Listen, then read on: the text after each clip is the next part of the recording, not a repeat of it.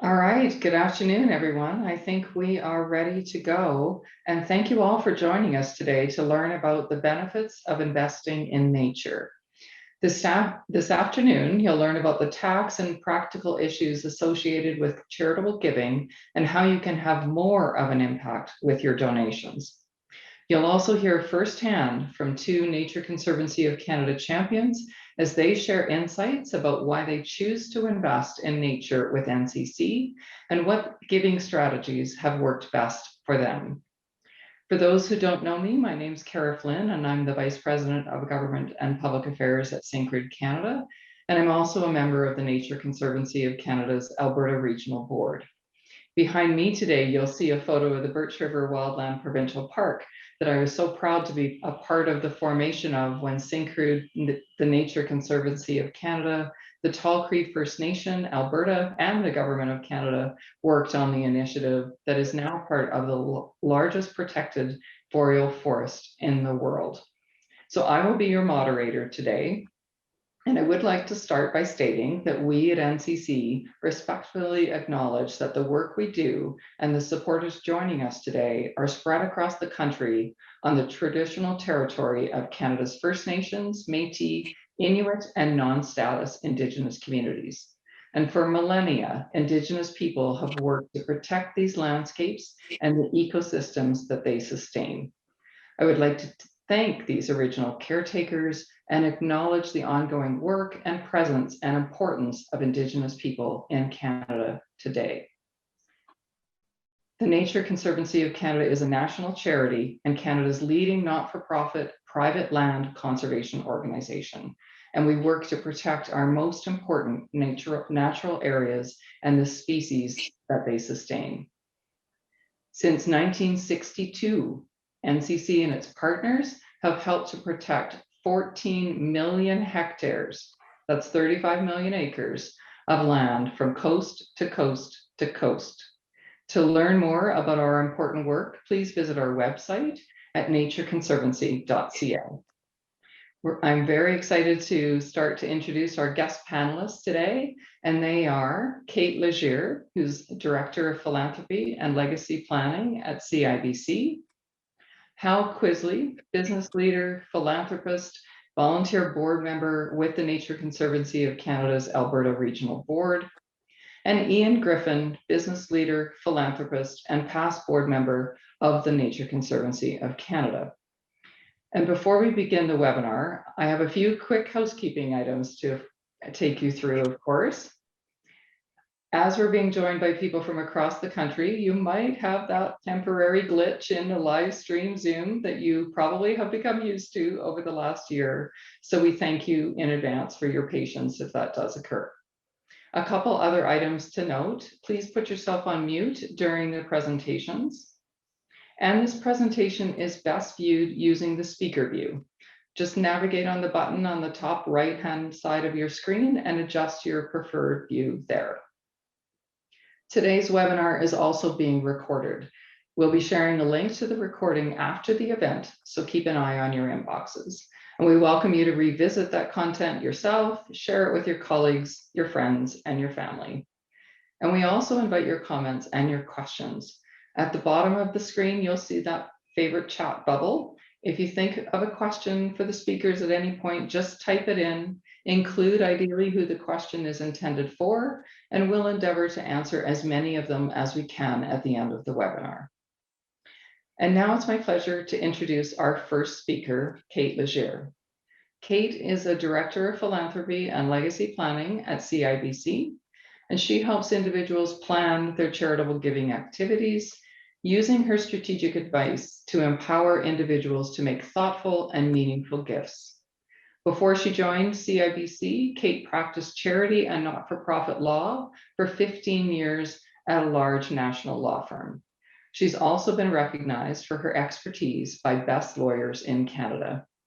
Beyond her day-to-day work, Kate enjoys sharing her knowledge of not-for-profit governance, foundations, and social enterprise. She's a frequent writer and speaker on charitable and not-for-profit issues. Kate, the floor is yours. Thank you. Just trying to make sure I'm not on mute here. Can you guys hear me? Somebody give me a thumbs up because I'm not seeing my screen. Okay, great. So I'm going to just start off with, many believe that tax planning is a major motivation for giving for philanthropy. And as most of you probably know online, that is just not true.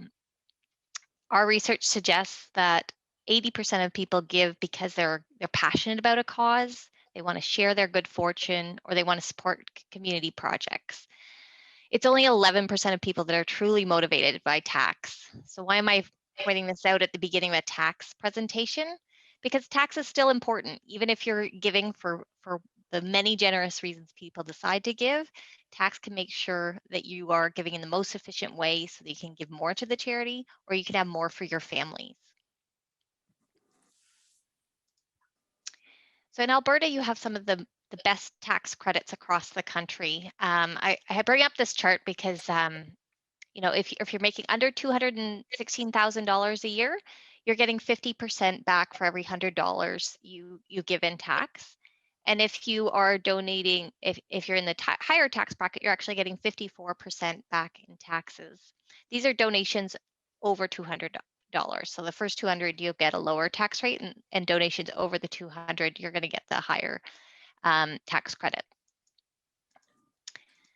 The really nice thing for Alberta is here is your tax rates for your different income levels, and here's your tax savings for giving money up depending on your tax bracket. And if we just look at the highest income earners, you're paying $48 for every $100 you earn in the top tax bracket, and you're getting $54 back in tax credits for every $100 you give to charity.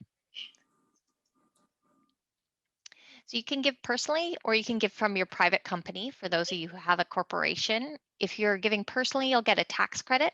And if you're giving from your corporation, you'll get a corporate tax deduction. The tax integration system aims to have those be tax neutral, but sometimes it's worth checking with your tax professionals as to which one might be better in your particular situation. Regardless of whether you're giving personally or from your corporation, you can generally deduct up to 75% of your income with tax credits. So if I'm making $100,000 and I give $100,000 to charity, I can only claim up to $75,000 against my taxes in one particular year because I can only do 75% of my income. There is an exception for special gifts, and those are ecologically sensitive land, Canadian cultural property, or I would have to die, and then the gifts in my terminal return and my year before death, I could actually deduct up to 100% of my income for those 2 years. So those are the exceptions for that 75% limit. Any charitable tax credit that I haven't used, I can carry forward for 5 years. You can't carry it backwards, but you can carry it forwards.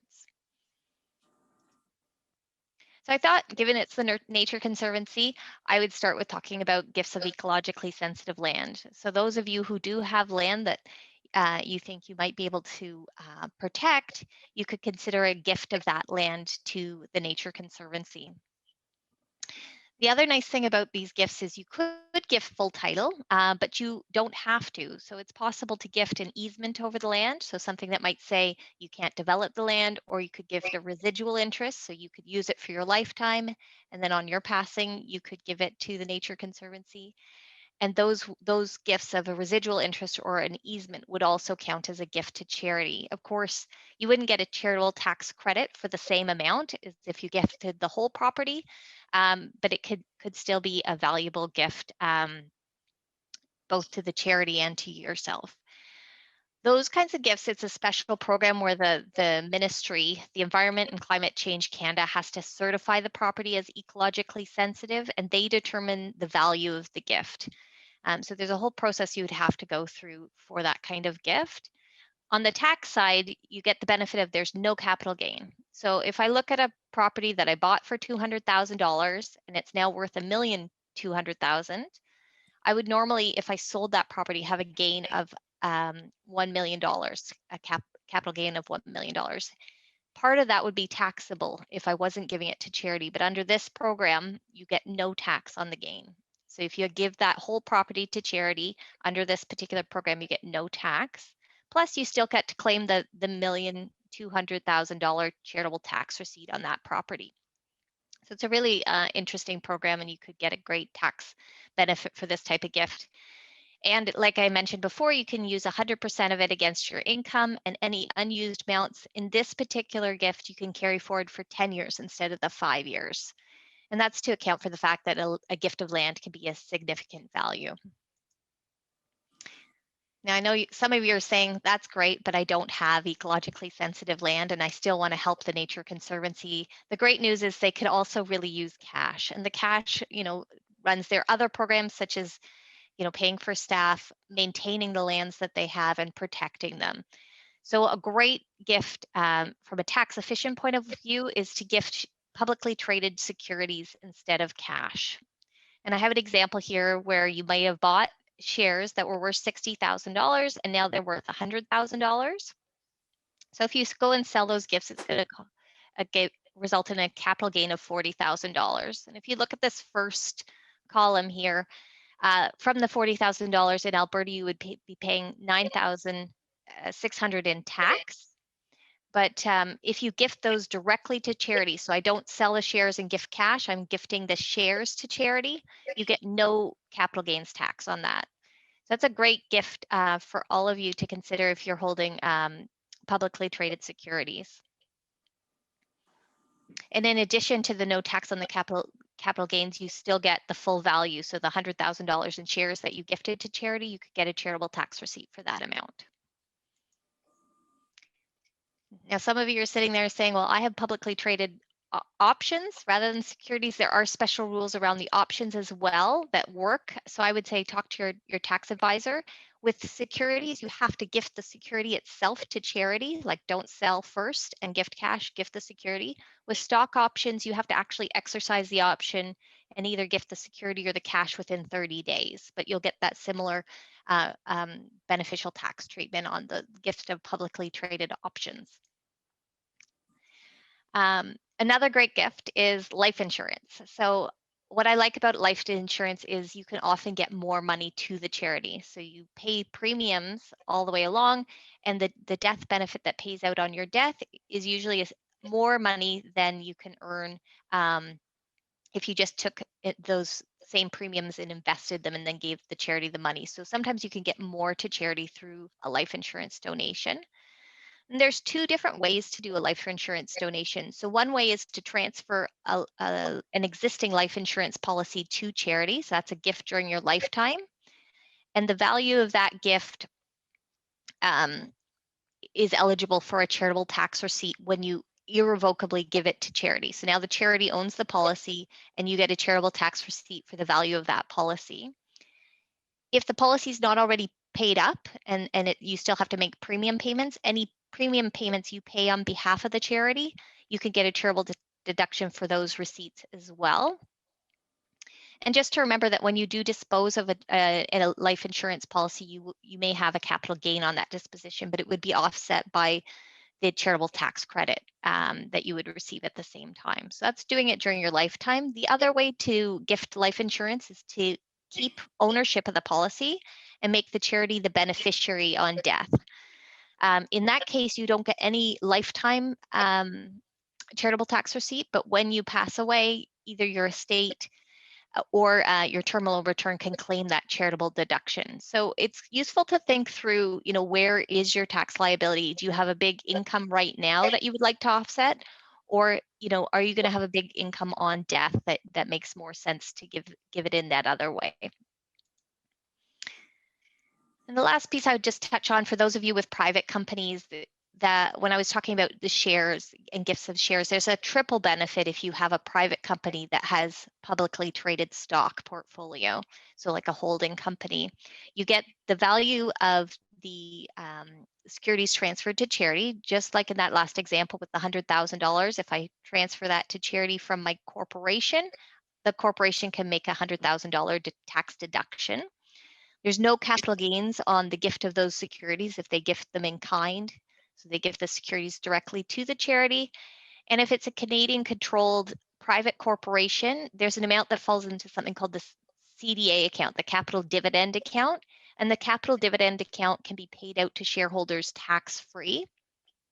So that's just a third benefit that you might be able to realize. There is some tricky issues around CDA and the way it's calculated. If you're also, realizing any capital losses, it's really important to work with an accountant who knows tax really well, so that you're not inadvertently losing that third benefit in your CDA account. So, Cara, I think it's back to you for a minute. Great, thank you. Thank you, Kate. I found it really helpful to get a high-level overview, and just that think about tax savings now versus tax savings later, when they could be even larger. And I also was really pleased to hear about how great the enhanced tax treatment for gifts of land is, and that extra period of time to realize the tax savings. And that was really, thank you for that. So our next two speakers have both been longtime supporters of NCC in many different capacities.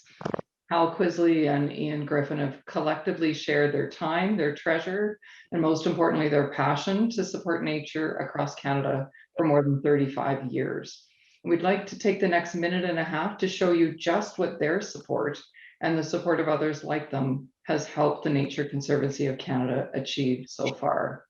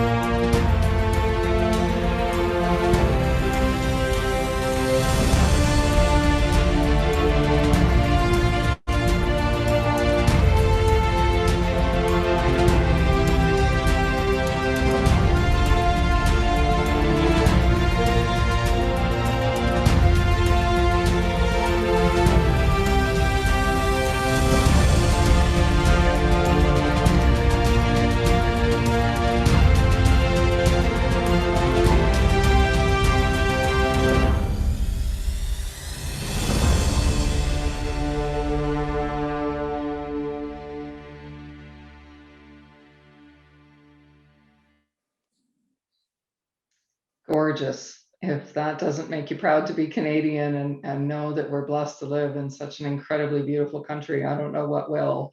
And to all of our donors who helped make some of that conservation possible, thank you for sure. Now I'd like to pose a question to both Hal and Ian, but Hal, I'm going to start with you. Hal, can you tell us about how you became involved with NCC, and how did it become a charity of choice for you? Sure. And Cara, can you hear me okay? Is it working? It is indeed. You go right ahead. It was about 25 years ago that I first met a remarkable man, Larry Simpson. And Larry has been a figure of some significance for the Nature Conservancy here in Alberta for many years, probably about 30 years. And Larry and I were discussing whether or not the company that I was working with at the time might donate a good-sized chunk of land to the Nature Conservancy, and what the Nature Conservancy would do with that. Now, that transaction didn't work out for a variety of reasons, but it was where I got my first introduction to NCC. I continued the relationship with the Alberta board members and the Alberta staff, Larry in particular, for another 10 years. In 2005, I was invited to join the national board of the Nature Conservancy. And in 2009, 2010, I became the chair of the national board. And John Lowndes, of course, was the president and CEO at the time. And John and I did a lot of work on a very ambitious and successful fundraising campaign that raised around $500 million. And that campaign wrapped up in 2014. About the time that campaign wrapped up, I stepped down from the national board, if only to make room for someone else on that board. And NCC was kind enough to invite me to join the Alberta board, and I've continued to be a member of the Alberta board. And of course, conservation here in Alberta and in the eastern part of British Columbia is really what I'm most interested in. So it was a good fit. In 2015, Kara, the national board asked me if I would be the co-chair of our latest fundraising campaign. And so it became myself and Brian Tobin that were the two co-chairs of that fundraising campaign. And, you know, we had raised $550 million in the previous 5-year campaign. We thought maybe aiming for about the same number would be a good idea. But there were some pretty aggressive people on the steering committee, and they pushed us hard, and they raised our target to $750 million. And I thought, oh boy, this is really daunting. We were just heading into, of course, the oil price collapse here in Western Canada and maybe a broader economic slowdown across the country. And I just note that Alberta has always been what they would say punching well above our weight when it comes to fundraising. With 10% of Canada's population, we typically raise between 15 and 20% of the funding raised in any campaign. So with Alberta going into an economic downturn, I was very concerned. At the end, it all turned out. They did convince us to raise the target from 550 to 750 million. We've exceeded that. We've just concluded the campaign. We raised 766 million. And here in Alberta, rather than raising 10% or 76 million, we raised quite a bit more than that. We raised $125 million out of the total. So that has been a very successful campaign, and I was happy and proud to have been part of bringing that home for NCC. Now, I'll stop there, Kara. I think there's some other things you want me to talk about, but I'll come to them later. Great, thanks, Hal. 1.3 billion in fundraising with your involvement. Thank you so much for that. You may never get off the board when you're that successful, but I know it's not just you, it's also fellows like Ian. So Ian, same question for you. How did you become involved with the Nature Conservancy of Canada, and how did it become a charity of choice for you?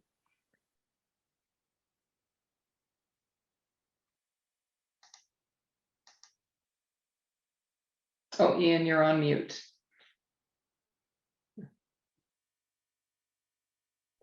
There we are. There we are. Okay. So, Kara, just before we get started with your question, I wanted to draw people's attention to the background that is behind me. And it is the Waterton Project, which the Nature Conservancy put together a group of people and protected 30,000 acres of wonderful land. And this is one of the most beautiful places in all of Alberta. And I was quite proud to be the chairman of the Alberta region when this project finalized. So back to your question. I was 23 years ago, I was sitting at my desk, minding my business, when John Lowndes, who is now the past president and CEO, called me up and asked me if I would be interested in joining the Alberta Regional Board. And I thought about that. And I then said, well, John, you know, I'd really wonder if it wouldn't make more sense for me to become a member of the national board so I could more clearly understand the workings of the organization. Well, John's a quick study, as some of you know, And he very quickly said, well, why wouldn't you join both boards? Well, I agreed to do that. Little did I know what I was getting into. Anyway, it was a natural fit for me because I spend a lot of time in the outdoors. And as my wife, Judy, often tells people, Ian skis till the fishing begins and fishes till the hunting begins and hunts till the skiing begins. So you can see that it was a natural fit for me. I'm also in the investment business, and I'm constantly on the lookout for really good companies. And it was quite interesting that Nature Conservancy hit all the right buttons. It's beautifully managed, expertly managed, and has a very high degree of governance, which allows donors to feel very comfortable when they give land or money.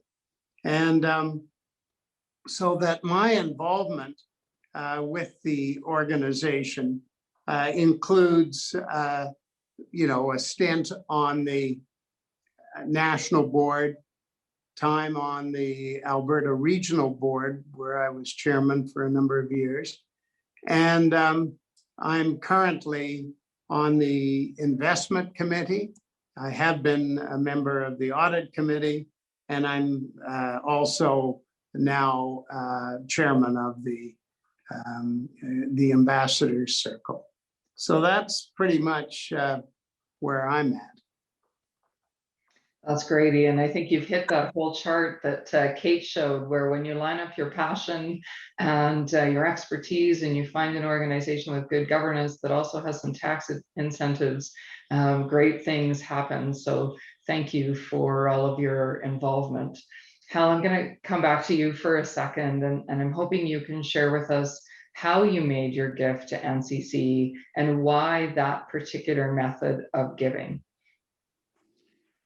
Sure. So in my own case, I've used a couple of different mechanisms. The first was simply writing a check. And as you saw in Kate's presentation, you would get roughly 50% back from the income tax process in terms of a tax refund, $50 back for every $100 that you donate. And so early on, when I started donating to Nature Conservancy, I did it the simple way, just writing a check. That's usually quite a simple way to get things done.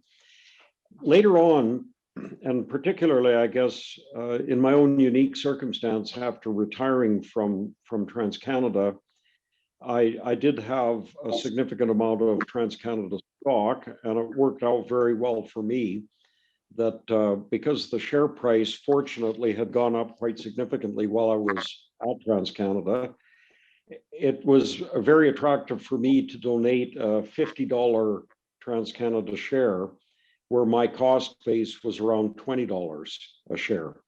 I had bought that stock or otherwise received it early on. And so as Kate pointed out, I would get a full tax receipt for the $50 donation, and I would avoid paying capital gains tax on the difference between my $20 cost and the $50 cost. And that makes it quite a bit more attractive than simply selling the stock and donating the cash. So I've done both of those. I just want to mention the other way, there are a couple of other interesting ways that I've worked with other people on. One is, of course, large ranchers might have a ranch that they want to keep in the family for a long time, but they don't, like a lot of ranchers, they're land rich and cash poor, and they don't have that much liquidity. Well, the Nature Conservancy can offer a couple of different things there, and some of this will be interesting to me down the road. The first of all, the Nature Conservancy could just buy the ranch, and in which case the proceeds of that would be taxable to the rancher. But we've done that. We bought ranch land where it fits particularly well. The second is the rancher could be very generous and just gift the ranch outright to us. And in that case, the rancher would get a handsome tax receipt that would probably shelter the gains. But the one that has really been most interesting to me is the one that we did on the Waldron Ranch. And some of you will have seen that if you go driving down to Fernie or to the Crow's Nest Pass area or down to Waterton, you'll pass through the Waldron Ranch between Longview and the Crow's Nest. And in the case of the Waldron, it was a very large ranch owned by a cooperative of ranchers. And we convinced them to let us purchase a conservation easement. They did not have any plans to use that large cooperative ranch for anything other than cattle grazing. And the Nature Conservancy is always agreeable to that and supportive of cattle management.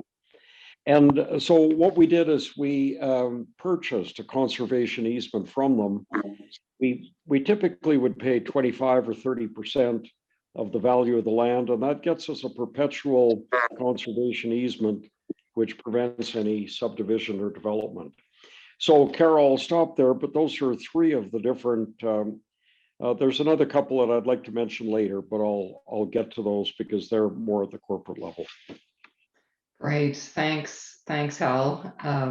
Great to see that you started like most of us do, which is with that good old checkbook, and then became a more sophisticated donor over time, and making sure you maximized all of those benefits. So Ian, same question for you. How did you make your gift to NCC, and why that particular way? And I also understand you might have some other things you want to share with us today. Well, you know, that fellow Larry Simpson is a very persuasive man. And he approached me, you know, some time ago to ask me if I was interested in establishing a lifetime legacy with the Nature Conservancy. And I said, of course I would. And so that led to the establishment of the Ian and Judy Griffin Challenge Fund. And this fund would basically match the first $1,000 of people giving money to the leaders in conservation.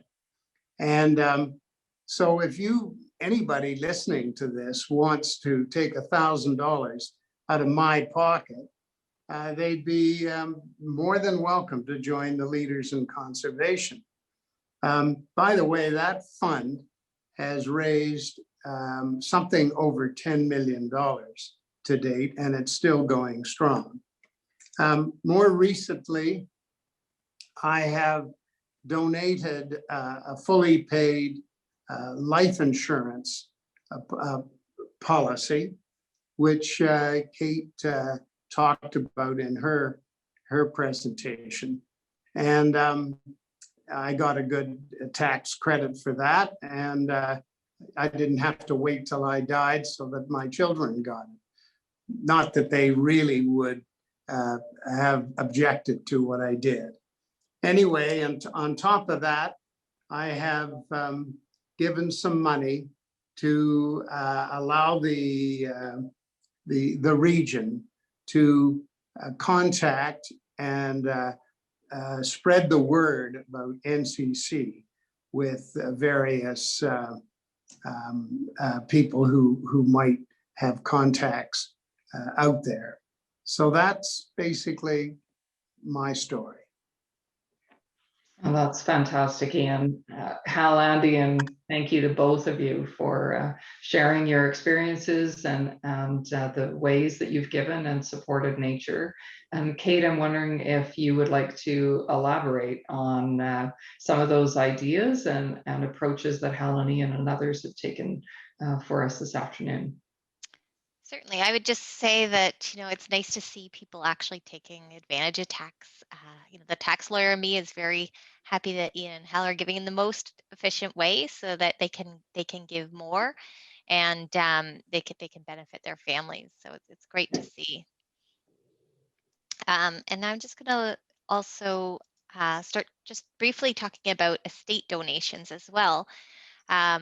You know, you might be sitting there thinking, well, Kate, I don't have any ecologically sensitive land. I don't have any life insurance. I don't have any publicly traded securities. Can I still make a gift? You certainly can. Even if you're only getting the, making a gift of cash, you're still getting a great tax benefit. You know, I'm just going through different ideas that might be helpful. And one of the big ones is what happens when we die. So unfortunately, we all will die someday, and there's taxes on our death. So in Canada, we don't have an estate gifting tax the way the US has, but you're deemed to have just sold everything you own immediately before you died, and the government takes their last kick at their tax can at you. So your estate can claim principal residence exemption, but if you have a second property like a cottage, that's going to be taxable. If you do have securities, all of them, it's as if you just sold everything and you're going to get taxed on it. So on the first to die spouse, often you can, if you're gifting everything to your spouse, there's a rollover for tax purposes. And so it's the second spouse to die that's really going to have this tax hit. One of the biggest ways you can offset that big tax liability that's coming at the end of our lives is to have a charitable gift in your will. One of the misconceptions I sometimes come across is people think, well, my executor will just make that decision. Unfortunately, your executor can't. So unless it's exactly in your will, your executor's role is to fulfill your will and make it. So if I leave everything to my spouse and, if my spouse has gone everything to my kids, my executor has a fiduciary duty, which is like a special obligation to make sure my spouse or my kids get as much as possible from my estate. So if you want to make a gift to a charity, you actually have to have it in your will, whether that's, a legacy that says, I want to give them X amount of dollars, or whether that's a portion of the residue to say, I want to give them 50% of everything that's left over after you make these following gifts to my family. The other place, if you don't want to put it in your will, is to consider putting it in your life insurance, your RSP, and your TFSA.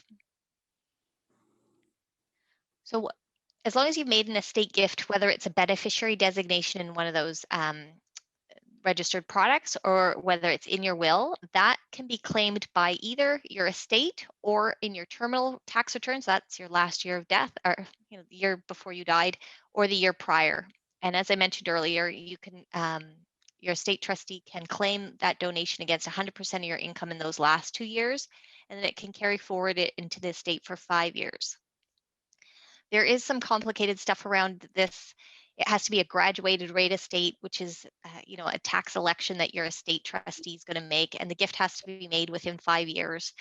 So as long as your estate trustee understands these rules and is getting proper legal advice, you should be able to hit those.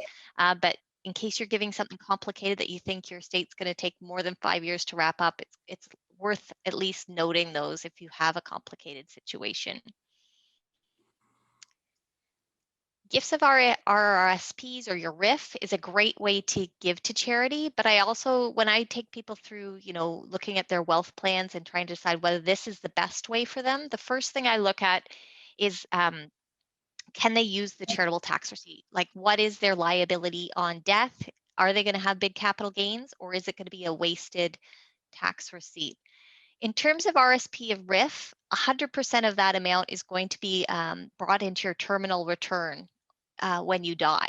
So you really will offset that tax by having a gift of the RSP. So the two kind of offset themselves in that case. So that is less of a problem. The second question is there a spouse that the RSP or RIF could be rolled over to? So you don't have to pay tax if you roll it over to the spouse. So that's sometimes a better gift to give to your spouse if you're wanting to give them something and the charity something. Maybe then the RSP is not the best thing to give. It's better to give a different part of your estate and that wouldn't have that rollover opportunity. And the last one I think about is when we thought back to all those other things I was talking about, lifetime gifts, gifts of securities, gifts of ecologically sensitive land. If you have other opportunities in your estate, they might be more tax efficient than giving your RRSP. So the tax-free savings account, you could also make the charity the beneficiary of your tax-free savings account. as you probably know, when you take money out of your tax-free savings account, there's no tax. So in this case, you're going to get the donation tax credit with no associated tax. So you want to make sure that your estate's got a tax liability that can use the tax credit at the end of life. So that's a good thing to check. Again, the spouse can benefit from your TFSA. Your whatever's in your TFSA can be moved over to your spouse to increase their size of their TFSA. So you don't want to lose that opportunity. And then again, just if you have other things that are more tax efficient, like gifting securities or your ecologically sensitive land, then maybe TFSA is not the best choice. But for those of you without a spouse or special assets to gift, TFSA is a great choice. And the other reason I just want to pause to say, the other reason I love beneficiary designations is that you don't have to wait on your estate trustee to send out the money. The charity will get a check written from the bank. Typically, it's a lot quicker. You don't have to wait through a probate process, and there's less chance of it being challenged by family. So if you think you have a family who's really not going to like the fact that you gave some of your money to charity, this may be a little less contentious, harder for them to contest if you've made them a beneficiary of one of these products. I often review people's wills to see if they've given their gift in the most efficient way. Some of the mistakes I see people make is that they don't necessarily name the charity with its legal name. So always good to check with the charity, find out its legal name, maybe include its business number to make sure that your gift's going to go to the right charity. If you have any restrictions on the gift, so for example, if you had property that you think is ecologically sensitive and you want to gift it in your will to the Nature Conservancy, and you're putting a restriction, this gifts to the Nature Conservancy to maintain the land for future generations. If it turns out that that property can't be maintained by the Nature Conservancy, they actually might have to decline the gift. So it turns out it's not ecologically sensitive and they can't keep it and maintain it, then your gift would have to be declined. So it's always better to check with the charity that they can fulfill your wishes and use your gift rather than to have your estate find out later that the gift was just prepared in a way that they can't accept. And finally, so I would say, if you're thinking about an estate gift, call the Nature Conservancy, talk about your ideas and what you would like to plan. I'm sure that they'd love to hear from you, and also work with your tax advisors to make sure you're giving the most tax efficient gift. It can save your estate significant amount of tax.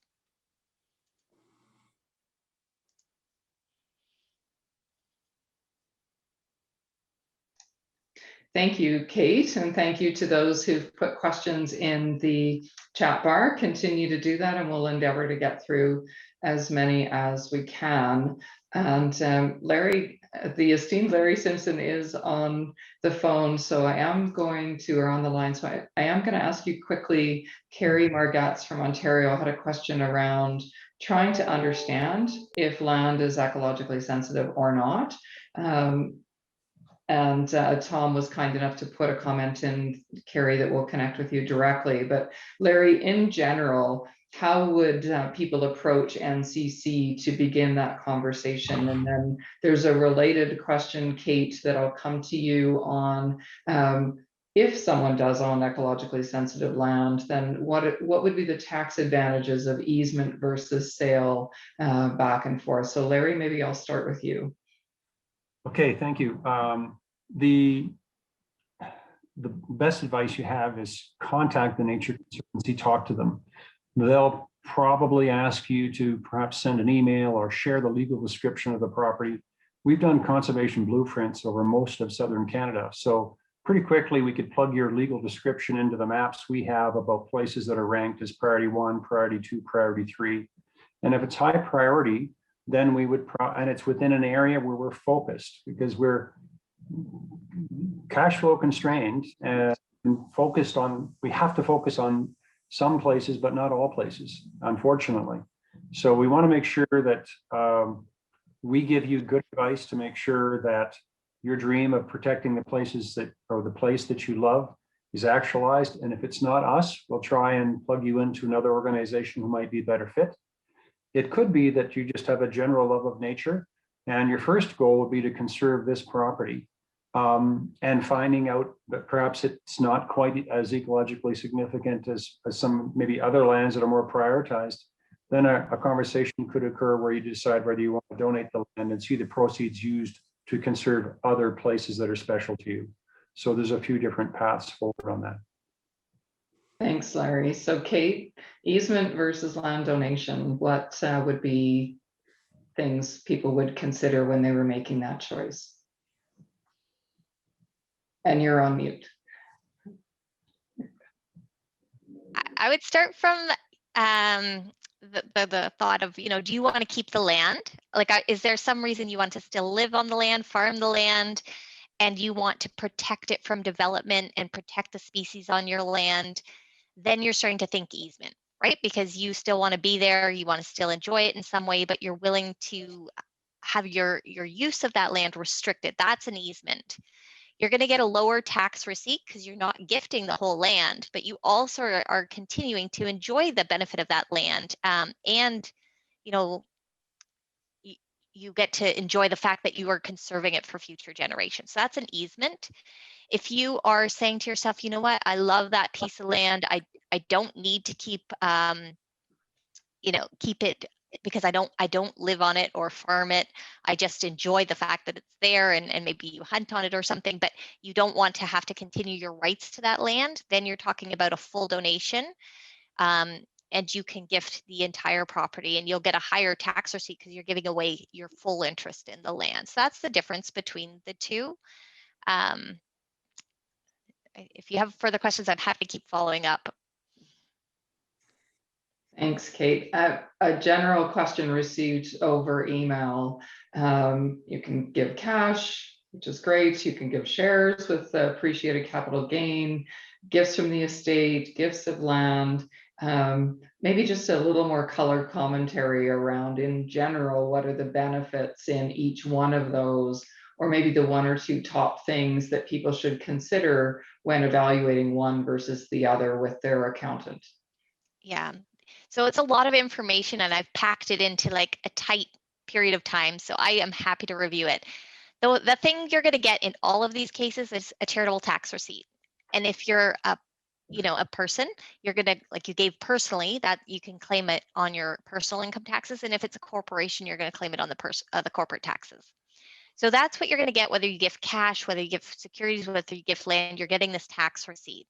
There's an extra benefit if you give ecologically sensitive land or publicly traded securities. You're also getting no capital gains tax. So in addition to the fact that you got that charitable tax receipt and you get a tax benefit, you're getting no capital gains tax. So if I have, we'll go back to Hal's example. He had some was it Trans Canada shares, right? If he had gone and sold his shares, he would then have to pay the $30 capital gains tax on $30 would have been taxable on each share. About half of that is taxable. So he'd be looking at a huge tax bill if he'd been working there for a significant period of time and he's giving a ton of shares. So what he had is, in addition to the value of that charitable tax receipt, he's getting no capital gains tax when he makes that gift to charity. And the same thing happens with a gift of ecologically sensitive land. I guess the extra benefit from the ecologically sensitive land, they get one more benefit than the securities, is that they get the 5-year period to carry over, turns into a 10-year carryover period because it's a bigger gift. And you can claim it against 100% of your taxable income, not just 75% of your taxable income. Estate versus lifetime, you really need to look at, where's your tax liability? You probably have a good sense of your income, and if not, maybe take a peek at your yearly tax return. Will say how much income you could offset each year. And in terms of your estate liability, your financial planner or your tax accountant can help you figure out what does that look like on death, and kind of estimate, there's softwares that can help you estimate what's that going to look like on death. And you can try to figure out, am I going to be able to use those tax credits on death? Do I need them now because I have a big income now? Or do I have a big tax liability because I've held on to my shares and for years and years and years, and I expect that that's going to be a tax liability on death. So that's where you start to think of, do I want it now? Do I want it later? That's great, Kate. Thanks very much. There's a question around choosing what's the most tax efficient between making a personal donation versus from a Canadian privately controlled corporation. And maybe I'll build on that question with my own, which is, if someone's realizing dividends from a CPPC, is there a way to give a gift through dividends from a private corporation that also has tax advantage? Those are good questions. It's actually a tricky question. So tax, if I just sort of walk you through it, but I'm not going to really answer it because you need to go and look at your specific situation, and each province is a bit different, and what are the rates of corporate tax and the rates of personal. If the corporation earns the money, it's paying a lower tax rate. And so you would think, oh, okay, well, the tax deduction is actually wiping out less taxes than if I gave personally. But the part you're not thinking about is that to get that money personally, you have to pull money out of your corporation, and then you're paying at the corporate tax level and personal level. So you do get a higher credit at the personal level, but you're paying 2 levels of tax. So it actually works out, it's meant to work out roughly equal, whether you're giving from the corporation or personally. So the first thing I tend to say to people is, which one's earning money? Where do you need the credit? Do you need it personally? Do you need it in the corporation? That's the entity that should probably do the gifting. But for a more sophisticated look, you really need to talk to your tax accountant and say, where's the arbitrage? Is there a little bit of difference in Alberta? Which one's better? Where should I give? In terms of taking money out with a dividend, I guess I sort of half answered that. There's no, it's not like a gift of securities. If you gift your dividend, you don't get any extra benefit. But the dividend has a gross up. So for tax purposes, it counts as more when you get it, and then you get a dividend tax credit. So that gross up sometimes means that you can actually offset more taxes. So remember, I was saying that 75% cap. Sometimes if you pull money out as a dividend because of the gross up's on the 75% is on top of the gross up. So you can actually, if you don't have enough income, some people will pull out money from their corporation, get that gross up to offset further taxes. But this is where we're getting really into tricky things, and I really got to say, go talk to your accountant and have somebody run the numbers, because if you are giving a significant gift, you can save yourself tons of money, more money than you're paying the accountant. Absolutely. Thank you. We've got a couple minutes. Hal, you'd mentioned earlier you had a comment or two on a few other things, and 2 or 3 minutes, maybe, if you want to take those. Yeah, sure. Thanks, Kara. I just wanted to make a couple of comments. One is that the Nature Conservancy of Canada now has a land conservation portfolio that has a book value of more than $1 billion and would have a fair market value well in excess of that. It's in every province in the country, and I think it just illustrates the magnitude of what we're trying to do. On a more year-to-year basis, we raise and invest close to $100 million a year. And as you can see, having just raised $760 million out of a 5-year campaign, we might be in a position to increase that. One thing that I wanted to highlight was, for some of you that might work for large corporations, something that I did back in the day when I was with TransCanada. TransCanada was prepared to make a significant donation to the Nature Conservancy, equal to several times what my personal donation was. So that worked out pretty good. I convinced TransCanada that I'd make a significant donation.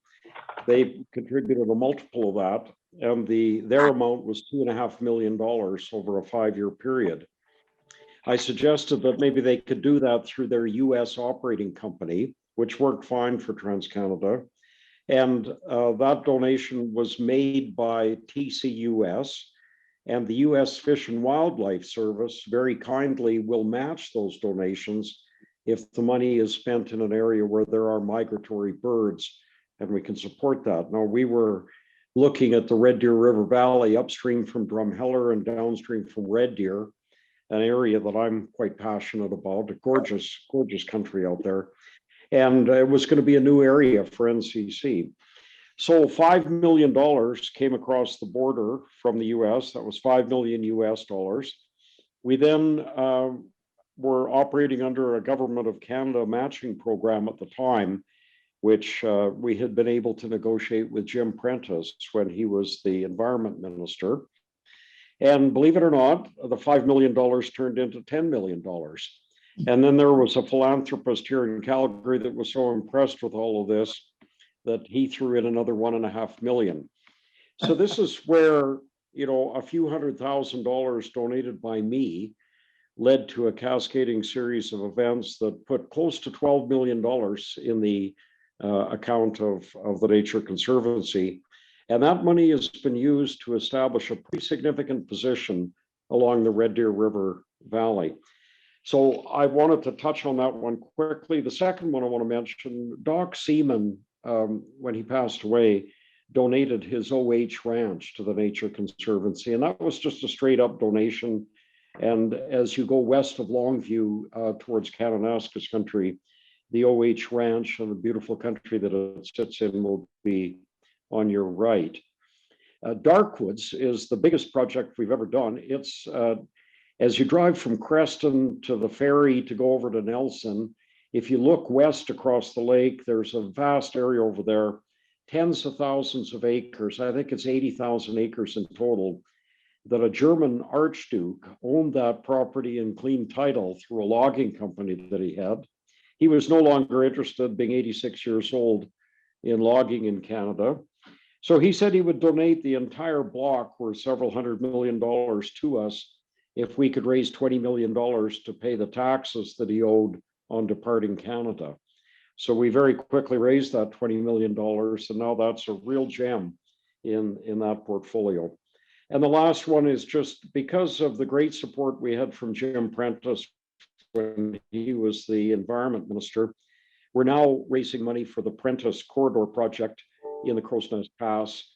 The Crow's Nest is where Jim came from originally. It's an area he loved. And what we're focused on there is making it easier for large animals to migrate north to south, south to north along the Front Range of the Rockies.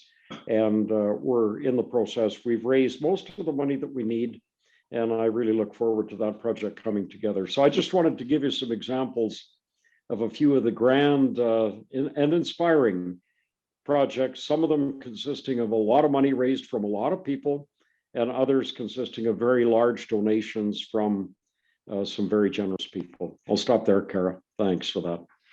That's fantastic, Hal. That's such a great overview of all the important conservation initiatives we've got underway. And we're getting very close to the end of our time, and we do want to honor your schedules this afternoon. So if you do have other questions of our panelists, you can definitely reach out and email Kelty Manalakis, and she'll make sure we get you connected with the right people.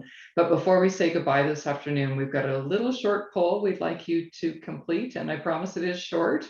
But we do very much appreciate your input, as we're always striving to improve our events and our information sessions and our engagement. So that's going to pop up on your screen. It's there now. And if you could just take a minute or two, and Kelty will compile all that information for us going forward.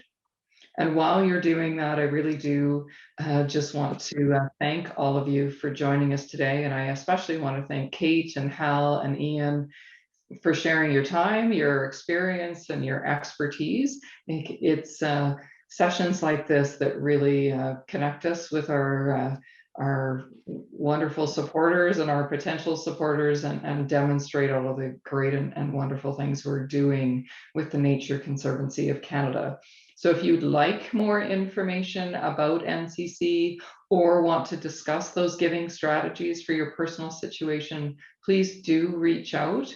And we're going to make sure we get you also the link from today's webinar. As I mentioned at the beginning, you'll see that in a follow-up email from us early next week. And so again, ladies and gentlemen, have a truly wonderful afternoon, and we do thank you for joining us, and we hope to see you again very soon.